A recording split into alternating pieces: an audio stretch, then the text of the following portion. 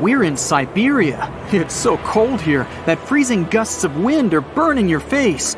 All that white snow seems to be blinding you. This place resembles Antarctica because of the permafrost. Recently, a group of scientists researched one of the local rivers. With the help of a drilling rig, they extracted several samples of frozen soil. The scientists were shocked to find living creatures inside the ice. Later in the laboratory, they realized that the creatures were microscopic multi-celled organisms known as deloid rotifers. These creatures looked like little worms. Scientists knew that these worms could live in frozen conditions for up to 10 years. But the age of the rotifers found in the ice was about 24,000 years. And after defrosting, they began to reproduce, as if they had been sleeping for several hours, not thousands of years. Further analysis showed that these organisms could stay frozen for hundreds of thousands of years. The rotifers might have lived during the time when people didn't invent the wheel yet. And this isn't their only superpower. Deloid rotifers are among the most radioactively resistant animals on Earth. They can survive in places where there's no oxygen and water. They can also stay alive in areas with high acidity and can live without food and water for a long time. By the way, these are not the only creatures that are known for living for thousands of years. Particular types of moss and some microorganisms are also almost immortal. Nematodes, also called roundworms, are some of the most adaptive varieties of worms in the world. Imagine the Eiffel Tower standing tall and proud. And now, let's make it 10 times higher and place it underground. Exactly at this depth, many thousands of feet under the surface, scientists discovered these creatures. There's no sunlight and almost no air in this place. And since it's much closer to Earth's core than the surface of our planet, the temperature here is higher than in the middle of the hottest desert. Millions of tons of soil above create insane pressure. But all this couldn't prevent life from developing here. When roundworms run out of air, food, or when the temperature becomes too high, they get into a unique state of stasis, or deep hibernation. In this mode, the worm's metabolism slows down, and almost all the processes in their bodies stop. The creatures can sleep for a very long time, and only wake up when the environment becomes more livable. By the way, you don't have to go so deep underground to find these creatures. Nematodes are found all over the world. They can live in hot springs, deserts, high in the mountains, among the harsh ices of Antarctica, or inside animals and humans. Our next invulnerable creatures are tardigrades, also known as water bears. These are microscopic, 8-legged invertebrates closely related to arthropods. It's impossible to see them with the unaided eye. But a conventional microscope will allow you to see tardigrades in detail. They look like minuscule bears. They're called water bears because they need a thin layer of water around their bodies at all times. It's necessary to prevent dehydration. Tardigrades have been found in all kinds of environments, from ocean depths to sand dunes. They're incredibly robust thanks to their unique organism structure. Yeah, they look soft, but their body is covered with a tough cuticle. This coating resembles the exoskeletons of grasshoppers, mantises, and many other insects. Water bears shed their old layer of the cuticle when they need to grow. Each of their 8 legs has 4 to 6 claws, which helps them cling to any surface. The bears can survive at a temperature that's almost 3 times as cold as the temperature in the ice of Antarctica. Heat doesn't harm them either. They have been proved to survive at the temperature that makes water boil. Also, water bears are not afraid of radiation and high pressure. In the depths of the ocean, pressure can destroy alloys of the strongest metals, but these creatures can withstand pressures 6 times greater. But the coolest thing is that they can live in the vacuum of space. Our planet has a magnetic field. This is a shield that protects us from solar radiation. Tardigrades don't need this protection. They can go into near-Earth orbit and come back unharmed, all thanks to a protein protecting their DNA from ionizing radiation. Like other immortal organisms, water bears can fall into a state of cryptobiosis. Tardigrades pull their head and legs inside their bodies and fall asleep. If the surrounding conditions suggest freezing, drying out, or experiencing a lack of oxygen, they will remain in this barrel form until the situation improves. So those are microscopic organisms and microbes that can only be seen through a microscope. But how about something bigger? Meet ironclad beetles. They live in the southwestern US and Mexico. These insects can not survive high temperatures, live without oxygen, or in conditions of increased radiation. But their shells are so tough that they can only be pierced with a drill or hammer. Their durable exoskeletons are made of a special substance, chitin. It can also be found in the armor of crabs or shrimp. And still, the chitin of the ironclad beetle is so durable that it allows this creature to withstand the impact of a car moving at high speed. In times of danger, they can hide their whiskers and strong legs in special recesses in their shell. Other animals can't bite through the armor, so they spit the beetle out and leave to look for lunch somewhere else. As soon as the danger disappears, the bug stretches out its legs again and goes about its business. Also, the armor saves the beetles from dehydration, which is very useful in hot areas of Mexico and the southwestern US. Inside the exoskeleton, they can store moisture. In other words, these bugs can absorb water whenever they find it and transport this liquid inside themselves. The next creatures are incredibly fragile, but they know how to survive in places where almost no other animals can live. We're going to the southeast of Romania, near the Black Sea. Here, on a desolate wide plain, you can notice a pit. This is a mine leading deep underground. The air on the surface of our planet usually contains around 20% oxygen, but in the mine, it's only 10%. Inside the cave, the air also has an increased content of hydrogen sulfide and carbon dioxide.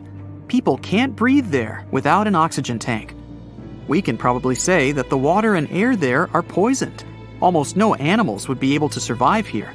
Still, 48 species of living organisms have been found in this cave. 33 of them are newly discovered species.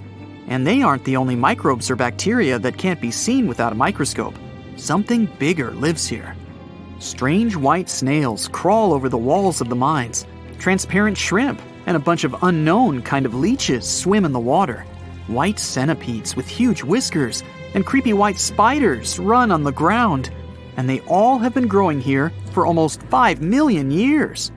You might notice a water scorpion and another unidentified species of this animal. It doesn't look like its relatives living in hot sands or tropical forests.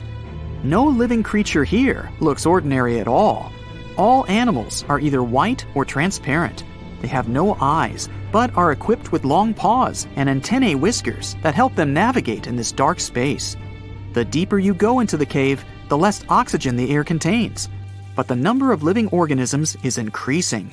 The air is filled with methane and carbon dioxide. All the inhabitants of this cave have never seen the light of the sun and have never gone out of the darkness. It seems impossible to survive in such conditions where plants don't produce oxygen. The answer to the question of their survival is hidden in a small lake. The surface of the water is covered with strange foam.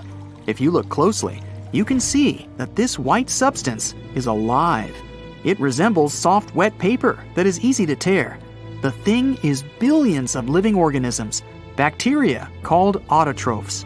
There's much more carbon dioxide in the cave than there is outside, and these bacteria, like plants, absorb it. But they don't do this with the help of photosynthesis, which means they don't need sunlight. They use water for chemosynthesis. What these bacteria secrete is food for other bacteria, and these other bacteria are food for bigger creatures. A unique food cycle that you can't find anywhere else on the planet only exists here. Whenever you hear about ancient ruins, you almost never picture them being suspended somewhere, or just randomly hanging on the branch of a tree, right? In fact, for most of the ancient artifacts we have exposed in museums all over the world, archaeologists did quite an impressive amount of digging. You see, buildings have this funny way of fading away over time if not properly taken care of. Sometimes we need to reuse some building materials, so an older construction may be sacrificed in the process. Other times, houses are abandoned, and once they are exposed to the elements on the surface, like rain or sunlight, they don't really stand a chance. Some just simply crumble away due to good old erosion. So the only way a piece of architecture can survive the test of time is if it's somehow gotten buried deep down. Now, how did they end up buried in the first place? Well, it's quite the comedy of errors. Ancient cities had a habit of gradually raising their ground level like a kid adding toppings to their ice cream sundae. You see, these settlements were always busy collecting food and building materials to keep up with their ever-growing population. But hey, who has time to deal with waste and rubbish? It wasn't exactly high on their to-do list back in the day. So when it came to building new houses, ancient civilizations found it much easier to save their sweat and tears by piling up the rubble and constructing right on top. But that's not all.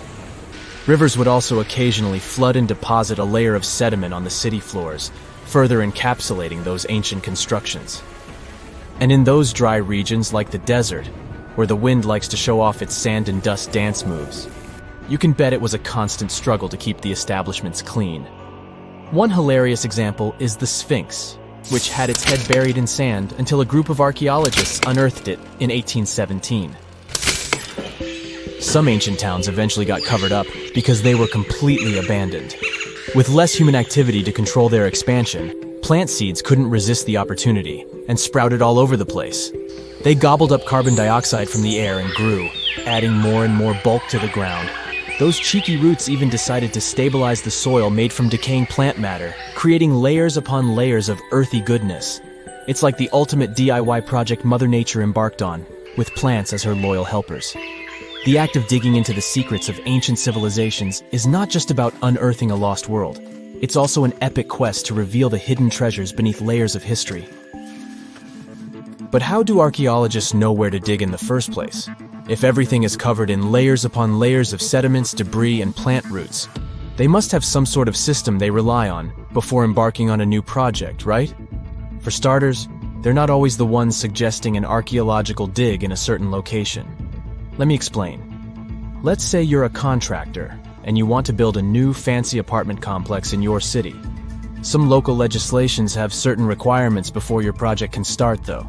For instance, before anyone starts building on a piece of land, they might need to bring in specialists to check the soil. These clever folks can be archaeologists, geologists, or paleontologists, and they need to keep an eye on things during development. If any artifacts or ecofacts, fancy word for organic remnants, are discovered, these experts swoop in to excavate and study them. But what about sites that have nothing to do with bulldozers and yellow hats?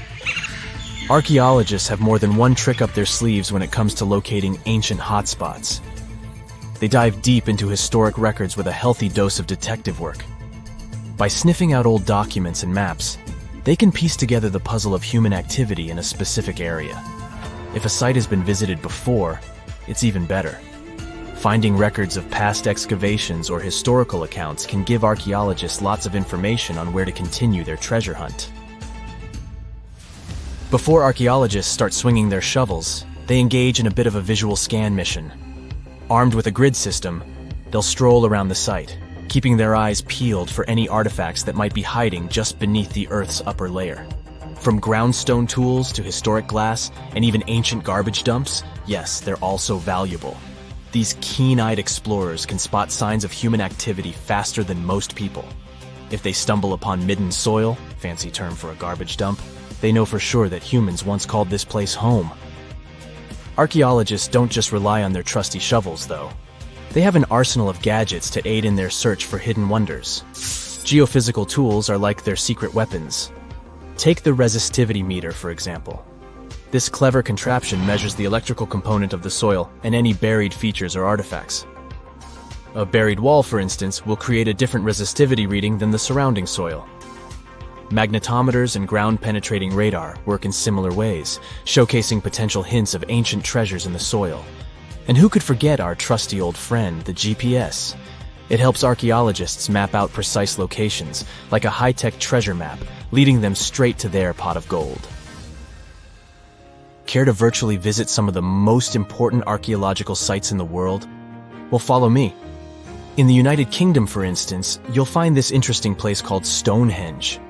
It's one of many henges scattered around, but this one really takes the cake. Picture this: massive ancient stones standing tall and proud, arranged in a funky outer ring and an inner horseshoe, with some smaller stones thrown in for good measure. And guess what? These amazing stones have been around for over 5,000 years. Talk about a serious case of rock-solid longevity. Now, here's where it gets interesting. According to local folklore, the legendary wizard Merlin whipped out his magic wand and poof! He teleported these massive stones all the way from Ireland. Apparently, some giants had assembled them there, but Merlin decided they would look much better at their new location. Others think it's just the ruined remains of an old Roman spiritual edifice. These amazing structures were built by our Bronze Age ancestors. With their simple tools and limited tech, they managed to create this monumental masterpiece. Impressive, right? Unfortunately, there's still so much we don't know about this area. Stonehenge's initial purpose remains a mystery to this day. Sure, there are lots of theories, but scientists have yet to agree on the subject. However, we do know that it's perfectly aligned to catch the sunrise during the summer and winter solstices. The ancient city of Pompeii is an equally amazing archaeological site. Picture this. Mount Vesuvius, a notorious troublemaker, decided to throw a volcanic tantrum and completely covered this ancient Roman city. It turned it into a time capsule, located outside present-day Naples in Italy. Fast forward to the year 1748, when a bunch of adventurous explorers stumbled upon Pompeii. Lo and behold, they discovered a treasure trove of well-preserved goodies: streets, houses, food. Probably a bit stale by then. Blingy jewelry, fancy sculptures, colorful frescoes, everyday household items, and even animal and human remains. It was like an epic archaeological party. From the looks of it, Pompeii had it all. Fancy houses and villas, a massive 20,000-seat arena, cute little artisan shops, hangouts like taverns. And let's not forget the saucy spots like those luxurious bathhouses for some intense pampering. There's also the Sanctuary of Apollo, where people used to gather for their daily dose of worship. And of course, the bustling heart of the city, the Forum of Pompeii, where all the cool people used to hang out. And guess what? Pompeii is so cool that it made it to UNESCO's World Heritage List back in 1997. That's like the ultimate Hall of Fame for historical awesomeness. It also includes many other famous buildings and sites, like the Taj Mahal in India and the Acropolis of Athens in Greece.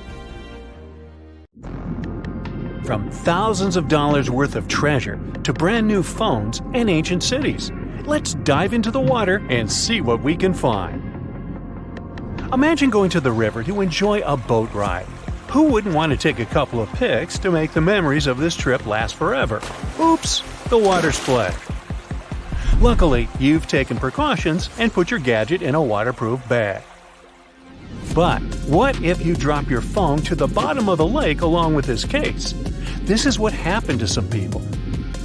A scuba diver and a YouTuber dived into a river popular with tourists and lost some of their gear worth $20,000, including new iPhones and some jewelry. Oops. You might be familiar with the image of a car getting pulled out of the water, either from the movies or TV news. Large cargo vessels sometimes sink, and trucks inside them go along. That's what happened with the Thistlegorm wreck. It sunk in 1941 in the Red Sea, and these Bedford trucks were inside. Want to see something more valuable, like treasure? A British cargo ship was carrying a heavy load of silver ingots, but the vessel sank. Treasure seekers knew there was silver on the ship. Since the 1940s, they've been looking for it. The Odyssey Marine team got lucky. They made the discovery in 2011. The treasure was more than 14,000 feet below the surface. The ship had carried more than 110 tons of silver ingots.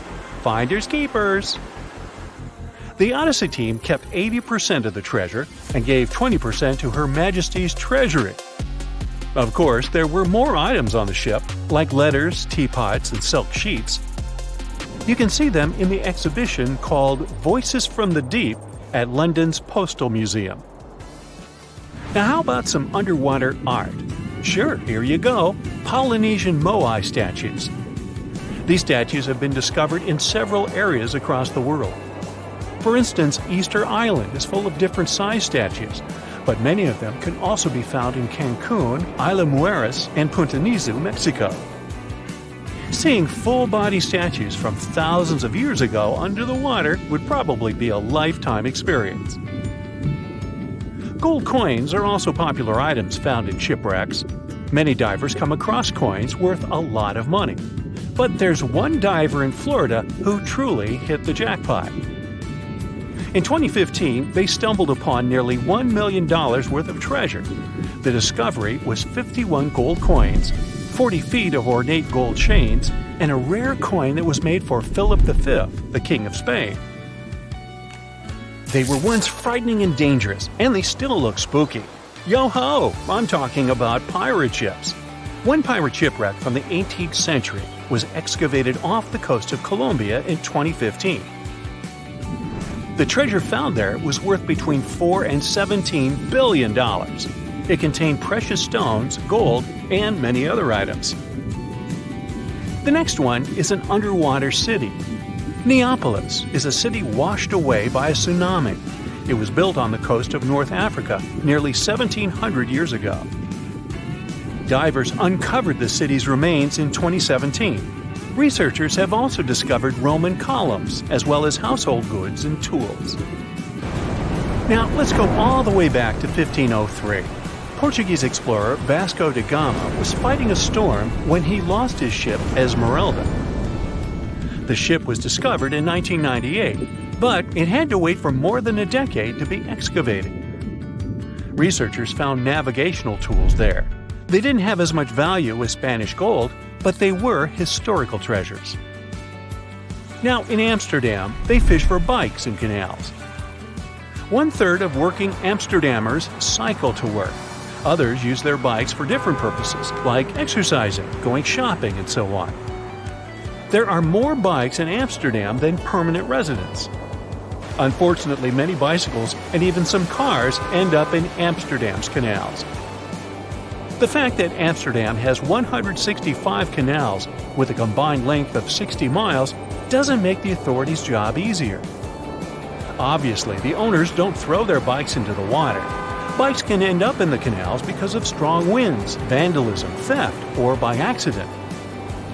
Every year, authorities fish up between 12,000 and 15,000 bikes.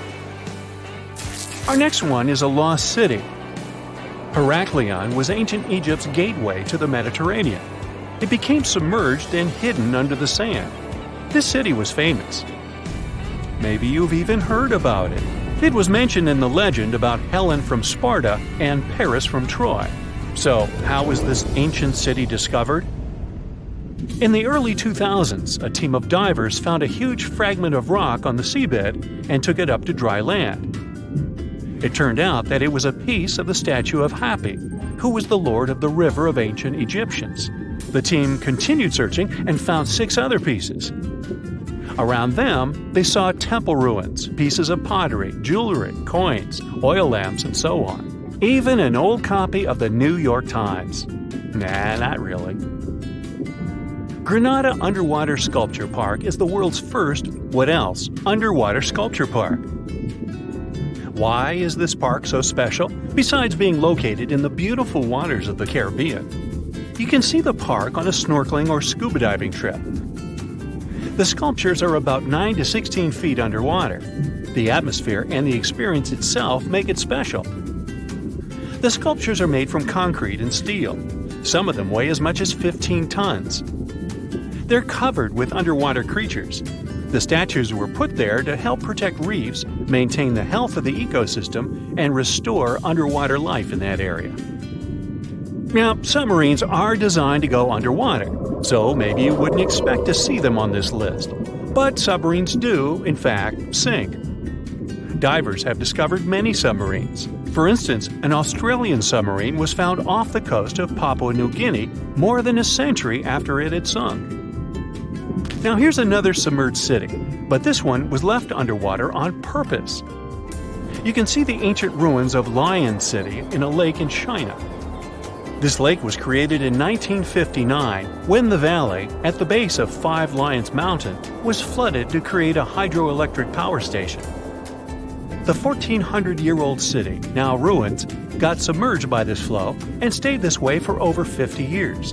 It lay untouched at the bottom of the lake until its exploration started in 2001. Divers found out that many structures, carvings, guardian lions, and arches were still preserved. Researchers mapped and documented Lion City. They also look for a way to protect these structures from further damage. In 2011, the city was announced to be an historic relic under protection. When you see the ruins of Lion City for the first time, the view will take your breath away. So don't forget to hold your breath. Imagine swimming in the dark waters. As you're approaching the city, you see its huge walls and extensive carvings. Marvelous, isn't it? The Cancun Underwater Museum is probably the largest museum of its kind in the whole world. It wasn't lost, per se, but now it's home to an aquatic ecosystem. Who wouldn't want to combine scuba diving and snorkeling with a visit to a world-class garden with 500 sculptures? Placed 30 feet under the surface, these sculptures are made from pH-neutral marine concrete so that they can stay on the ocean floor. Plus, here, the sculptures change over time, unlike in a traditional museum. That's because they become part of the underwater environment and a home to various plant and animal species. In one installation, nearly 450 life-size figurines are grouped together to hint at the harmonious coexistence of humanity.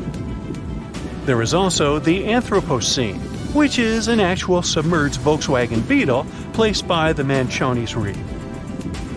Okay, this is not a lost and found item, but this is just, hey, it's a giant jellyfish and I wanted you to see it. This creature is known as the lion's mane jellyfish, and it's the largest known species of jellyfish. So, I'm happy now. And have you ever discovered anything underwater?